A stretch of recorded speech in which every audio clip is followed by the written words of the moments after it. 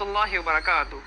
மாதவிடாய் காலத்தில் என்னால் குர்ஆன் ஓத முடியவில்லையே, குர்ஆனை முடிக்கும் நேரம் எனக்கு இப்படி ஆயிருச்சே, நான் எப்படி குர்ஆன் ஓதுறது, இதுக்கு வேற ஏதாவது வழி இருக்கா என்றால் அதிகமான வழி இருக்கின்றது. முதலில் மாதவிடாய் பெண்களும் குர்ஆனை ஓதலாம் என்று நாம் புரிந்து கொள்ள வேண்டும்.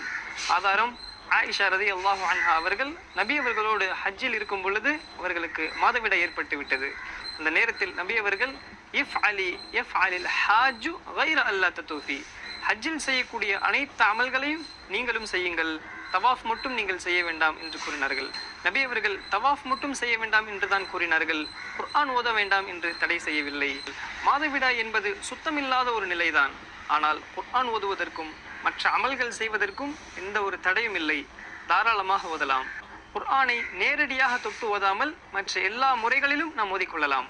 குர்ஆனை மனப்பாடமாக ஓதலாம், குர்ஆனை மொபைலில் பார்த்து தொட்டு ஓதிக்கொள்ளலாம், குர்ஆன் ஆடியோவாக கேட்கலாம், குர்ஆன் தர்ஜுமா படிக்கலாம். அவசியமான நேரத்தில் குர்ஆனை நேரடியாக தொடாமல் துணியின் மூலமாகவோ அல்லது வேறு எதையாவது வைத்து நாம் ஓதிக்கொள்ளலாம். நாம் குர்ஆன் ஓதும் பொழுது சஜிதாவுடைய ஆயத்து வந்துவிட்டால் நாம் சஜிதாவும் செய்து கொள்ளலாம். சஜிதா மட்டும் செய்வதற்கு சுத்தமாக இருக்க வேண்டிய அவசியம் இல்லை. அதனால் நமக்கு எந்த ஒரு பாவமும் ஏற்படாது. அல்லாஹ்வை நன்கறிந்தவன். அல்லாஹ் நம் அனைவருக்கும் மார்க்க விளக்கத்தை அல்லாஹ் அதிகப்படுத்துவானாக. ஆமீன் கூறுங்கள். அஸ்ஸலாமு அலைக்கும் வரஹ்மத்துல்லாஹி வபரகாத்துஹு. Subscribe for more videos. Assalamu alaikum.